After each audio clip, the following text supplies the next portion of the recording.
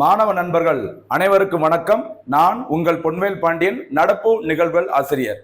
இன்றைய தினம் பிப்ரவரி மாதம் 6ஆம் தேதிக்குரிய நடப்பு நிகழ்வுல வழக்கம் போல டிஎன்பிஎஸ்சியின் புதிய பாடத்திட்டத்தின்படி பல்வேறு தலைப்புகளை நம்ம கொடுக்க போறோம். சரியா? அதே மாதிரி போட்டித் தேர்வுக்கு ரொம்ப முக்கியமா இருக்கிற அனைத்து திட்டங்கள், முக்கிய தினங்கள், சரியா, நிறைய கேள்விகள் இந்த மாதிரி நம்ம டெய்லி கொடுத்துட்டு இருக்கோம். அது அப்படியே இன்றைய தினம் நம்ம செய்ய போறோம். சரிங்களா? சூப்பரா நிறைய பேர் பதில் சொல்றீங்க. ஓகேவா? ரொம்ப நல்லா இருக்குது. அதே மாதிரி தொடர்ந்து ஃபாலோ பண்ணுங்க. நம்ம தேர்வில் சாதிக்கலாம். ஆரம்பிக்கலாம். இன்றைய தினம் பிப்ரவரி 6 நடப்பு நிகழ்வுகள் செய்தித்தாள்களில் இடம்பெற்றது. ஓகேவா? சரி, ஃபர்ஸ்ட் பாயிண்ட் பாருங்கம்மா. ஒரு முக்கியமானது பாருங்க. தமிழ்நாடு செய்திகள்ல ரயில்வே பாலத்திற்கு நாராயணசாமி நாயுடு பெயர். சரியா? நாராயணசாமி நாயுடு என்பவர் ரொம்ப ரொம்ப ஒரு முக்கியமான நபர். ஓகேவா? இந்த நெல் புரட்சி அப்படிங்கிறதுல நிறைய புகழ் பெற்றவர். அதுவும் பார்த்தீங்கன்னா தமிழ்நாடு அரசானது தமிழ்நாட்டுல யாரு அதிக அளவு நெல் உற்பத்தியை கொடுத்திருக்காங்களோ அவங்களுக்கு இந்த நாராயணசாமி நாயுடு அவர்கள் பேர்ல ஒரு விருதையும் கொடுத்துட்டு இருக்காங்க. அந்த விருதிற்கான பரிசு தொகை ரூபாய் 5 லட்சம். அதுவும் நம்ம நிறைய பார்த்துட்டோம். சரிங்களா? நடப்பாண்டிற்கான இந்த நாராயணசாமி நாயுடு விருதானது தேனி மாவட்டத்தை சேர்ந்த முருகவேல் என்ற ஒரு விவசாயிக்கு வழங்கப்பட்டது. ஓகேவா? இப்ப ரீசெண்டா இந்த நாராயணசாமி நாயுடு அவர்கள் பேர்ல ஒரு செய்தி வந்திருக்குது. என்னன்னு சொல்லி பாருங்க. விவசாயிகளின் உரிமைக்காக போராடிய நாராயணசாமி நாயுடு 100வது ஆண்டை ஒட்டி கோவை மாவட்டத்தில் அமைக்கப்பட்டு வரும் ஒரு ரயில்வே மேம்பாலத்திற்கு, சரியா, அவருடைய பெயர் சூட்டப்படும் என்று தமிழ்நாடு முதல்வர் மு.க.ஸ்டாலின் அவர்கள் தெரிவிச்சிருக்கிறாங்க. எங்கம்மா? கோவை. சரியா? கோயம்புத்தூர்ல விவசாயிகளுக்கான உரிமைக்காக போராடிய நாராயணசாமி நாயுடு அவர்களின் பெயர், சரிங்களா, அந்த ரயில்வே பாலத்திற்கு சூட்டப்படும் அப்படிங்கிற மாதிரி அறிவிச்சுக்கிறாங்க. சரிங்களா? 1982ஆம் ஆண்டு இந்திய உழவர் மற்றும் உழைப்பாளர் கட்சியை தொடங்கியவர். சரிங்களா? ரொம்ப ஒரு சிறப்பான ஒரு விஷயம் என்ன, இந்தியாவில் இந்த விவசாயிகளுக்கான மற்றும் உழைப்பாளர்களுக்கான ஒரு கட்சியை எந்த வருஷம் 1982ல தொடங்கி இருக்கிறாங்க நாராயணசாமி நாயுடு அவர்கள். சரியா? அவர் பிறந்து வாழ்ந்த வையம்பாளையத்தில் 100ஆண்டு நினைவு வளைவு அமைக்கப்படும் அப்படிங்கிற மாதிரியும் முதல்வர் அறிவிச்சுக்கிறாங்க. அதே மாதிரி நம்ம ஏற்கனவே சொன்னதான் நாராயணசாமி நாயுடு அவர்கள் பேர்ல அதிக நெல் உற்பத்தி திறன், சரிங்களா, அதிக நெல் உற்பத்தி திறன் அப்படிங்கிறது வழங்கப்படுகிறது. கவனமா இருங்க. சரிங்களா? தமிழ்நாட்டுல அதிக நெல் உற்பத்தி திறனை யார் கொடுக்குறாங்களோ அந்த விவசாயிகளுக்கு, ஓகேவா, நாராயணசாமி நாயுடு விருது வழங்கப்படுகிறது. சரிங்களா? சமீபத்தில் இந்த விருது வழங்கப்பட்டது முருகவேல் அவர்களுக்கு. அவர் வந்து பாத்தீங்கன்னா தேனி மாவட்டத்தை சேர்ந்தவர். இதற்கான பரிசு தொகை ரூபாய் 5 லட்சம். நாராயணசாமி நாயுடு ரொம்ப முக்கியம். அதே மாதிரி பாத்தீங்கன்னா நெல் ஜெயராமன் அவர்கள் பாத்தீங்கன்னா ரொம்ப ரொம்ப முக்கியமான நபர். அவர் பேர்ல பாரம்பரிய இந்த நெல் விதைகளை யாரு அதிக அளவு விளைவிக்கிறாங்களோ அவங்களுக்கு இந்த நெல் ஜெயராமன் விருது வழங்கப்படுகிறது. நாராயணசாமி நாயுடு அவர்கள் பேர்ல பாத்தீங்கன்னா அதிக நெல் உற்பத்தி திறனுக்கு வழங்கப்படுகிறது. 2 விருதுகளும் தமிழ்நாடு அரசால் வழங்கப்படும் விருதுகள். கவனமா இருக்கு. ஓகேவா? நெக்ஸ்ட் அடுத்து போலாங்கம்மா. அடுத்து ஒரு கமிட்டி, இது நேற்று செய்தியிலே சொல்லியிருக்க வேண்டியது, மிஸ் ஆனது பாருங்கம்மா. ஓய்வூதிய திட்டங்களை ஆராய குழு. தமிழ்நாடு அரசு ரீசெண்டா கமிட்டி போட்டுக்கிறாங்க. எதற்கு சொல்லி பாருங்க. தற்போது ஊரக வளர்ச்சித்துறை செயலராக இருக்கும், சரியா, ககன்தீப் சிங் பேடி தலைமையில் ஒரு 3 பேரை கொண்ட குழுவினை தமிழ்நாடு அரசு அறிவிச்சுக்கிறாங்க. சரியா? யார் தலைவர்மா? ககன்தீப் சிங் பேடி அவர்கள். அவர் யார் அப்படின்னா தற்போது ஊரக வளர்ச்சித்துறையின் செயலராக, செக்ரட்டரியாக பணியில் இருப்பவர். சரிங்களா? சரி, இந்த கமிட்டி எதற்காக போட்டாங்க அப்படின்னா பாருங்க, அதனுடைய நோக்கம் அரசு ஊழியர்களுக்கான பழைய ஓய்வூதிய திட்டம், பங்களிப்பு ஓய்வூதிய திட்டம், சரியா, மற்றும் ஒருங்கிணைந்த ஓய்வூதிய திட்டம் ஆகிய 3 ஓய்வூதிய திட்டங்களை, சரியா, திட்டங்களை குறித்து விரிவாக ஆய்வு செய்து தமிழ்நாடு அரசிற்கு அறிக்கை தாக்கல் செய்வதற்காக உருவாக்கப்பட்டதுதான் என்ன கமிட்டியுமா?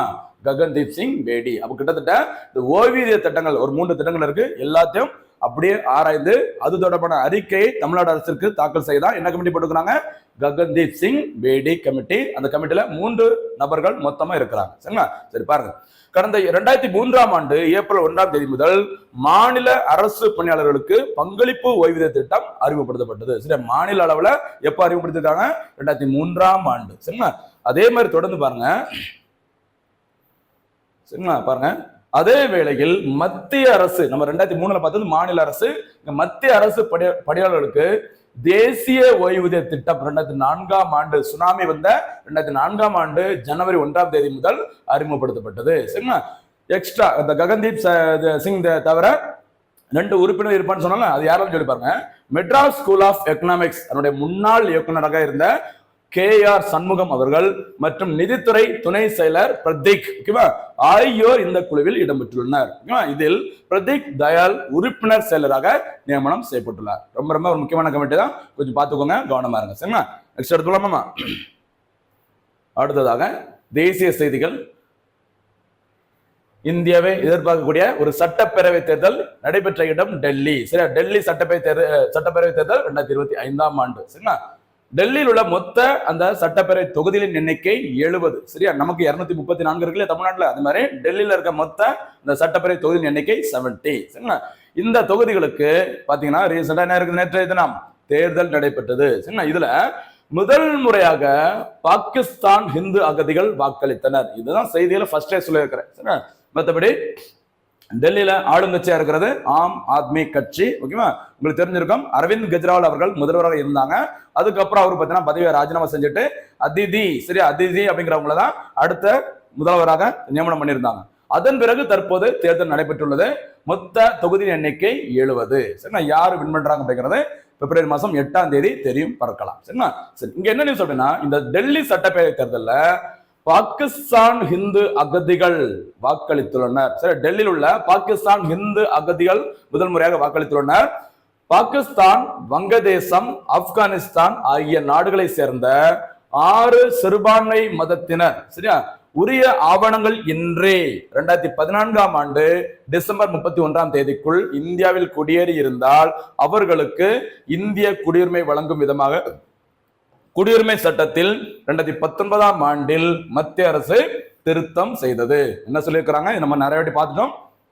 குடியுரிமை திருத்த சட்டம், சிஏஏன்னு சொல்லுவாங்களே, சிட்டிசன்ஷிப் அமெண்ட்மெண்ட் ஆக்ட் 2019. ஓகேவா, அதாவது பாகிஸ்தான், ஆப்கானிஸ்தான், வங்கதேசம் ஆகிய 3 நாடுகள்ல இருந்து முஸ்லிம்கள் அல்லாத, சரியா, முஸ்லிம் அல்லாத ஒரு 6 இங்க பாத்துக்கோங்க சிறுபான்மை மதத்தினர், இந்துக்கள், அவங்க எல்லாம் பாத்தீங்கன்னா இந்துக்கள் உட்பட ஒரு 6 சிறுபான்மை மதத்தினர்கள், ஓகேவா, எப்பதுக்குள்ள இந்தியாவில் குடியேறிக்க வேண்டும், டிசம்பர் 31, 2014ஆம் ஆண்டிற்குள் இந்தியாவில் குடியேறியிருந்தாங்கன்னா அவங்களுக்கு இந்திய குடியுரிமை வழங்கப்படும் அப்படின்னு சொல்லிட்டு ஒரு சட்டம் கொண்டு வந்தாங்க. இந்த வருஷம் 2019ஆம் ஆண்டு. சரிங்களா, கவனமா இருக்குமா, இந்த சட்டமானது பாருங்க, இந்த குடியுரிமை திருத்த விதிகளானது 2024ஆம் ஆண்டு மார்ச் 11ஆம் தேதி முதல் அமலுக்கு வந்தது. 2019 சட்டம், அதன் பிறகு பார்த்தீங்கன்னா மார்ச் 11ஆம் தேதி 2024 முதல் இந்த சட்டம் நடைமுறைக்கு வந்துள்ளது. சரிங்களா, தற்போது இந்த டெல்லி பேரவை தேர்தலில் மஜ்னு கா திலாவில் உள்ள வாக்குச்சாவடியில் 186 பாகிஸ்தான் இந்துக்கள் வரிசையில் காத்திருந்து தங்களது வாக்குகளை முதல் முறையாக செலுத்திருக்கிறாங்க. கிட்டத்தட்ட 17-18 வருஷம் நாங்க இந்தியாவில் இருக்கிறோம், ஆனா இப்பதான் முதல் முறையாக வாக்களிச்சிருக்கோம் அப்படி சொல்லிக்கிறாங்க. யார் ஓட்டு போட்டாங்க அப்படிங்கிறத முக்கியம் இல்ல, இதுல செய்தியில் வந்த இந்த குடியுரிமை திருத்த சட்டம் 2019 அது ரொம்ப ரொம்ப முக்கியம். நடைமுறைக்கு வந்தது மார்ச் 11, 2024. இந்த நாட்டில இருந்து வந்தவங்கமா ஆப்கானிஸ்தான், பாகிஸ்தான், வங்கதேசம். எந்த மதத்தினர் இதுல சேர்க்க மாட்டாங்க, முஸ்லிம்கள் அல்லாத 6 மத சிறுபான்மையினர்கள் எந்த நாடுகளில் வாழும், அந்த 3 நாடுகளில் வாழும் அந்த 6 மத சிறுபான்மையினருக்கு தான் அந்த இந்திய குடியுரிமை வழங்கப்படும். சரிங்களா, அதுதான் முக்கியமான செய்தி, நோட் பண்ணிக்கோங்க. ஓகேவாமா, நெக்ஸ்ட் அடுத்து போலாமா. அடுத்ததாக ஒரு இந்தியன் பாலிட்டி செய்தி. இதுவும் நம்ம எத்தனை வாட்டி பார்த்தோன்னு தெரியல, ஆனாலும் செய்தியில வந்துகிட்டே இருக்கு.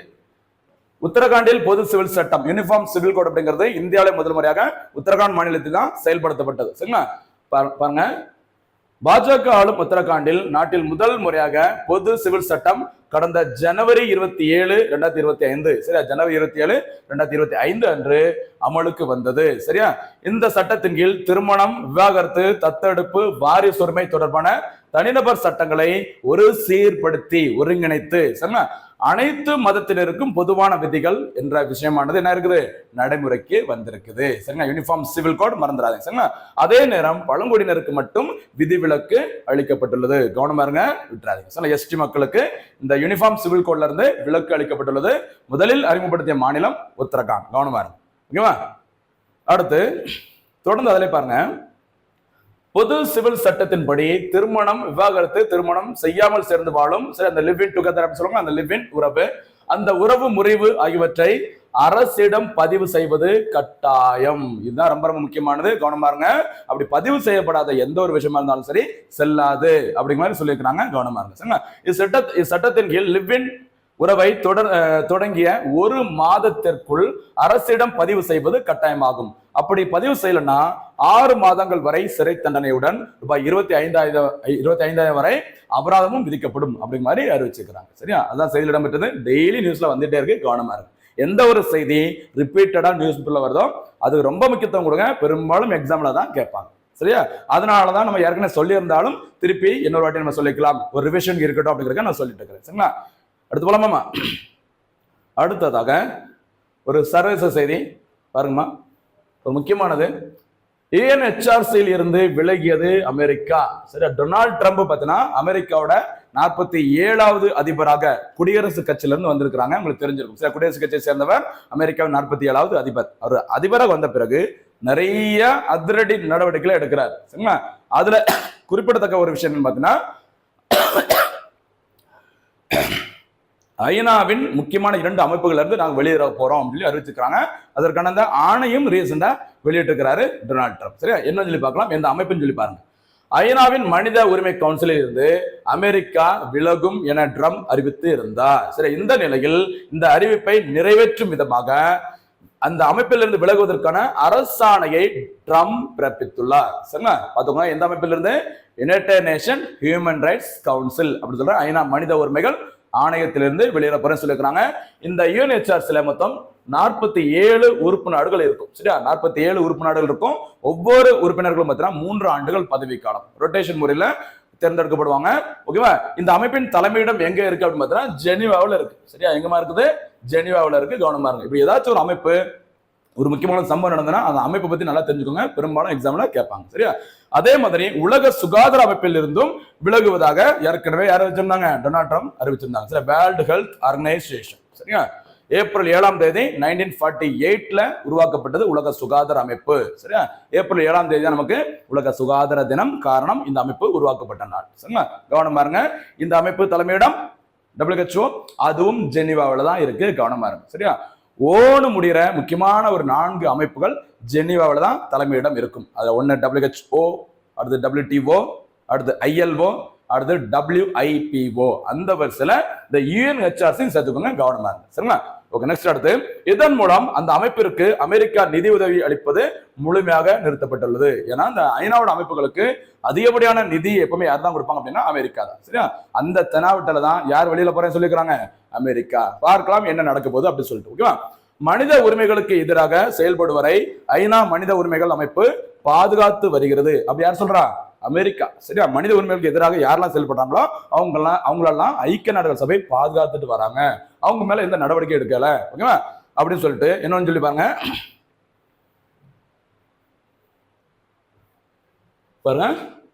அதே மாதிரி யுனெஸ்கோ அமைப்பும் தொடர்ந்து யூதர்களுக்கு எதிராக செயல்பட்டு வருகிறது அப்படின்னு சொல்லி 2 குற்றச்சாட்டுகளை கூறிதான் இந்த மாதிரி சில அமைப்புகள்ல இருந்து நாங்க வெளியேறுகிறோம் அப்படின்னு யார் சொல்லியிருக்கிறாங்க?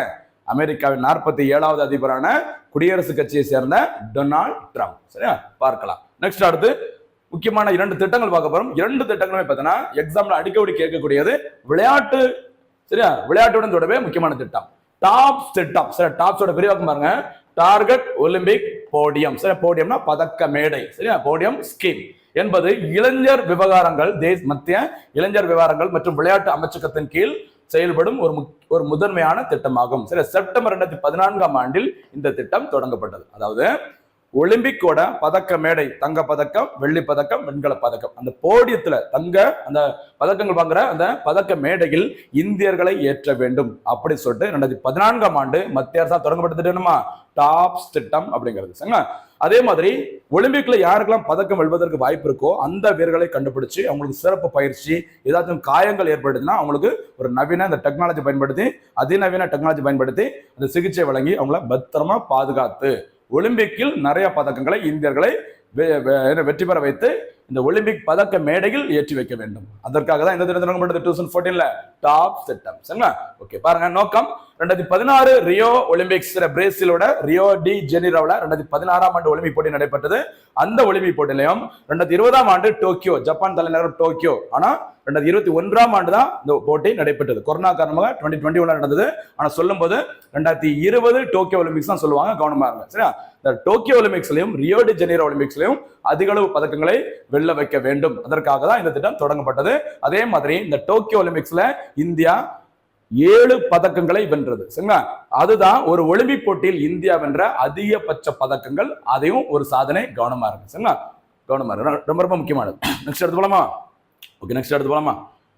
அடுத்ததாக இன்னொரு விளையாட்டு செய்தி திட்டம் சொன்னாலாமா? என்ன திட்டம் அப்படின்னா கேலோ இந்தியா திட்டம். கடந்த வீடியோவில் நான் சொல்லியிருந்தேன், கேலோ இந்தியா இந்தியாவின் விளையாட்டு கலாச்சாரத்தை அடிமட்ட அளவில் மேம்படுத்துவதை நோக்கமாக கொண்டு இந்த திட்டம் தொடங்கப்பட்டுள்ளது. பாருங்க, இந்தியாவில் விளையாட்டு கலாச்சாரமாக சொல்லியிருக்கிறாங்க. அந்த கலாச்சாரத்தை அடிமட்ட அளவிலிருந்து, சாதாரண மக்களிலிருந்து இந்த விளையாட்டு துறையை மேம்படுத்த வேண்டும். அதற்காக என்ன திட்டம் தொடங்கியிருக்காங்க? கேலோ இந்தியா திட்டம். 2017-18 ஆண்டில் பிரதமர் நரேந்திர மோடி மற்றும் அப்போதைய விளையாட்டு அமைச்சர்கள் விஜய் கோயல் மற்றும் ரஜ்வர்தன் சிங் ரத்தோர் ஆகியோர் ஆட்சி காலத்தில் இந்த திட்டம் தொடங்கப்பட்டது. கவனமா இருங்க, ரொம்ப ரொம்ப ஒரு முக்கியமான திட்டம். டாப் திட்டம் ஒலிம்பிக் போட்டிகளை இந்தியர்களை பதக்கம் வெல்ல வைக்கும் திட்டம். கேலோ இந்தியா திட்டம் இந்தியாவில் விளையாட்டை மேம்படுத்தும் திட்டம். ரொம்ப ரொம்ப முக்கியமானது. அதுல இந்த டாப் திட்டங்கிறத 2014 தொடங்கினாங்க. கேலோ இந்தியா திட்டம் 2017 தொடங்கப்பட்டது. சரிங்களா? அடுத்து போலாமா? அடுத்ததாக தினம் ஒரு திட்டம். இந்த திட்டமானது ஓகேவா, ஒரு முக்கியமான ஒரு திட்டம், பிரதமரின் காரிஃப் கல்யாண் யோஜனா. இது இன்றைய செய்தித்தாளில் இடம்பெற்றது. அந்த தினம் ஒரு திட்டத்துல நம்ம என்ன பண்ணிருக்கோம், அப்படியே சேர்த்திருக்கோம். பாருங்க, ஏழைகளுக்கான பிரதமரின் உணவு பாதுகாப்பு திட்டம். அதான் மத்திய அரசு வச்ச பேரு, பிரதமரின் காரிஃப் கல்யாண் யோஜனா. ஓகேவா? இந்த திட்டம் எப்போ தொடங்கினா அப்படின்னு பாருங்க, இந்தியாவில் கோவிட்-19 கொரோனா வைரஸ் டிசீஸ் 2019, அதான் கோவிட்-19 தொற்று நோய் காலத்தில் மார்ச் 26, 2020 அன்று இந்திய அரசால் அறிவிக்கப்பட்ட ஒரு உணவு பாதுகாப்பு நலத்திட்டம். ரொம்ப ரொம்ப முக்கியமானது. அதாங்க கொடுத்திருக்கோம். பாருங்க, இந்த திட்டத்தின் மூலம் ஒரு நபருக்கு 5 கிலோ அரிசி அல்லது கோதுமை, 5 கிலோ அரிசி அல்லது கோதுமை, சரிங்களா? அதாவது அவங்களுக்கு எது விருப்பமோ அதுக்கு தகுந்த மாதிரி. நம்ம தென்னிந்தியாவில் பார்த்தீங்கன்னா அரிசி சாப்பிடுவாங்க, அதனால அவங்களுக்கு 5 கிலோ இலவச அரிசி. வட இந்தியாவில் பார்த்தீங்கன்னா பெரும்பாலும் கோதுமை சாப்பிடுவாங்க, அதனால அவங்களுக்கு கோதுமை. அந்த மாதிரி அவங்களுடைய விருப்பங்களின்படி இந்த 5 கிலோ வழங்கப்படுகிறது. பிளஸ் ரேஷன் கார்டு வைத்திருக்கும் ஒவ்வொரு குடும்பத்தினருக்கும் 1 கிலோ பருப்பும் வழங்கப்படுகிறது. சரிங்களா? கடந்த 2024 ஜனவரியில் மேலும் 5 ஆண்டுகளுக்கு இந்த திட்டத்தை மத்திய அரசு நீட்டிப்பு செய்தது. திட்டம் தொடங்கப்பட்ட 2020, அதுக்கப்புறம் 24ஆம் ஆண்டு மேலும் 5 ஆண்டுகளுக்கு இந்த திட்டத்தை நீட்டிக்கிறோம் அப்படின்னு சொல்லியிருந்தாங்க. இந்த திட்டம் ரீசெண்டா எதற்காக செய்தியில வந்திருக்குது, அதுதான் நம்ம பார்க்க போறோம். பாருங்க, பிரதமரின் காரிஃப் கல்யாண், பிரதமரின் காரிஃப் கல்யாண் யோஜனா திட்டத்தின் கீழ் வருமான வரி செலுத்தாத ஏழை குடும்பங்களுக்கு மட்டும் இலவச உணவு தானியத்தை மத்திய அரசு வழங்கி வருகிறது. யாரெல்லாம் இன்கம் டாக்ஸ் கவர்மெண்ட்டுக்கு பே பண்ணலையும் அவங்களுக்கு தான் இந்த பிரதமரின் காரிஃப் கல்யாண் அண்ணா யோஜனா திட்டத்தின் கீழ் அந்த இலவச உணவு தானியங்கள் வழங்கப்பட்டு வருகிறது அப்படின்னு செய்தி. இதற்காக 2025-26 பட்ஜெட்டில் 2.03 லட்சம் கோடியை மத்திய அரசு ஒதுக்கீடு செய்துள்ளது. ரொம்ப ரொம்ப முக்கியமானது. ஓகேவா? இத்திட்டத்தின் கீழ் தகுதியான பயனாளர்களை சரிபார்க்க மத்திய உணவுத்துறை அமைச்சகம் முடிவு செய்துள்ளது. ஏன்னா எல்லாத்துக்குமே சேர்ந்துடக்கூடாது. வருமான வரி கட்டுறவங்க கூட இந்த திட்டத்தின் கீழ் பாத்தீங்கன்னா அரிசியை வாங்கிட்டு குறைஞ்ச விலைக்கு வாங்கிட்டு அதை இன்னொரு காசுக்கு இன்னொருத்தர் வித்துட்டு அதுல ஒரு காசு பார்த்துட்டு வேற மாதிரி வந்து ஒரு சில பேர் இருக்கிறாங்க. அதான் சரி செஞ்சு யாருக்கு இந்த நிஜமாவே இந்த உணவு தானியங்கள் இலவசமாக தேவையோ அவங்கள அடையாளம் காணுவதற்கு மத்திய உணவு அமைச்சகம் பார்த்தீங்கன்னா முடிவு செஞ்சிருக்கிறாங்க. அதற்கு என்ன செய்ய போறாங்க அப்படின்னா, வருமான வரித்துறையிடம் இருந்து வரி தாக்கல் தொடர்பான விவரங்களை உணவுத்துறைக்கு விரைவில் வழங்கப்பட உள்ளன. யாரெல்லாம் இன்கம் டாக்ஸ் பே பண்றாங்களோ அவங்களோட லிஸ்ட் எடுத்துட்டு அந்த லிஸ்ட்ல இருக்கிற எல்லாத்தையும் என்ன பண்ண போறாங்க, இந்த திட்டத்தின் கீழ் யாரெல்லாம் ஏற்கனவே இருந்தாங்களோ அவங்கள தூக்க போறாங்க. சரிங்களா? ஏன்னா வருமான வரி கட்டளவுக்கு இருக்கிறவங்களுக்கு கண்டிப்பா இந்த இலவச உணவு தானியங்கள் தேவையில்லை அப்படின்னு சொல்லி நினைச்சுதான் இந்த ஒரு முயற்சியை எடுத்திருக்கிறாங்க. இதன் மூலம் அரசு நிர்ணயித்ததை விட அதிக வருவாய் உள்ளவர்கள் இத்திட்டத்தில் பயன்பெற்று வந்தால் அவர்களுக்கு இலவச உணவு தானியங்கள் வழங்குவது நிறுத்தப்படும். அதுதான் ரீசெண்டா செய்தியில் இடம்பெற்றது. சரியா? திட்டத்தின் பெயர் என்னமா? பிரதமரின் காரிஃப் கல்யாண் யோஜனா திட்டம். தொடங்கப்பட்டது மார்ச் 26, 2020. 2024ஆம் ஆண்டு இந்த திட்டங்கள் மேலும் 5 ஆண்டுகளுக்கு நீட்டிக்கப்பட்டது. சமீபத்தில் செய்தியில் வர காரணம், யாரெல்லாம் வருமான வரி செலுத்துறாங்களோ அவங்களுடைய அக்கௌண்ட்டை அந்த துறையிலிருந்து வாங்கி முக்கியமா அவங்கள இந்த திட்டத்தின் மூலமாக இலவச உணவு தானியங்களை பெறுவதை தடுப்பதற்கு முயற்சிகள் மத்திய அரசு மேற்கொண்டிருக்கிறாங்க. சரிங்களா? இதுதான் இன்றைய தினத்திற்கான திட்டங்கள், மொத்த செய்திகள். ஆரம்பிக்கலாமா? கடைசியாக இன்றைய தினத்திற்கான முக்கிய கேள்விகள். சரிங்களா? பாருங்க, பிரதமரின் அந்த காரிஃப் கல்யாண் அன்ன யோஜனா திட்டம் எப்போது தொடங்கப்பட்டது? அந்த திட்டத்தில் எத்தனை கிலோ உணவு தானியங்கள் மற்றும் பருப்புகள் வழங்கப்படும்? இதான் இன்றைய தினத்திற்கான முதல் கேள்வி.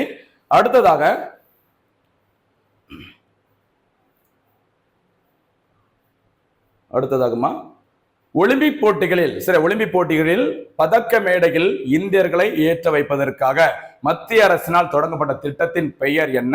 அது கூட சேர்த்து இந்த கேலோ இந்தியா திட்டம், அந்த திட்டமும் எப்போது தொடங்கப்பட்டது, நோக்கம் என்ன? அதை 2வது மற்றும் 3வது கேள்வியா பதில சொல்லுங்க. ஓகேவாமா? நெக்ஸ்ட்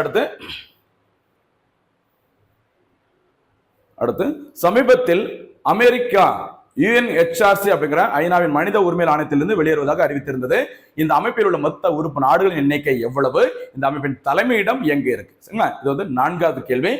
அடுத்ததாக பொது சிவில் சட்டம், இதை நிறைய வாட்டி நம்ம கேட்டுட்டோம். சரிங்களா? நேற்று தினம் கூட கேட்டிருந்தேன், சூப்பரா பதில் சொல்லிருந்தீங்க. அதே மாதிரி குடியுரிமை திருத்த சட்டம், சரிங்களா, குடியுரிமை திருத்த சட்டம் எப்போது முதல் நடைமுறைக்கு வந்துள்ளது? அதுதான் என்ன தெரிஞ்சிருக்கான 5வது கேள்வி. அது கூட இந்த எக்ஸ்ட்ரா பாயிண்ட்ஸும் நீங்க சேர்த்து சொல்லிட்டீங்கன்னா சிறப்பா இருக்கும். நிறைய பேர் சொல்றீங்கப்பா, கேட்காமலே சொல்றீங்க, ரொம்ப ரொம்ப ஹாப்பியா இருக்கு. சரிங்களா? முடிஞ்சா நெக்ஸ்ட் டைம்ல பார்த்தீங்கன்னா உங்களை யார் அப்படிங்கிற ஒரு லிஸ்ட்டை கூட நான் எடுத்து பேரா சொல்றேன். ஓகேவா? ஸோ நீங்கன்னா எனக்கும் ஒரு சந்தோஷமா இருக்கும், உங்களுக்கு ஒரு உற்சாகமா இருக்கும். பார்க்கலாம். ஓகேவா? நெக்ஸ்ட் அடுத்து போலாம். அடுத்ததாக 6வது கேள்வி, ஓய்வூதிய திட்டங்களை ஆராய்வதற்காக தமிழ்நாடு அரசானது யாருடைய தலைமையில் குழுவினை அமைச்சிருக்கிறாங்க? இதான் இந்த தினத்திற்கான கடைசி கேள்வி. சரியா? மொத்த கேள்விகளுக்கும் சிறப்பான முறையில பதில் சொல்லிட்டு வாங்க. எல்லா நோட்ஸையும் மறக்காம நோட் பண்ணி எழுதிட்டு வாங்க. சரிங்களா? மீண்டும் சந்திக்கலாம். நன்றி, வணக்கம்.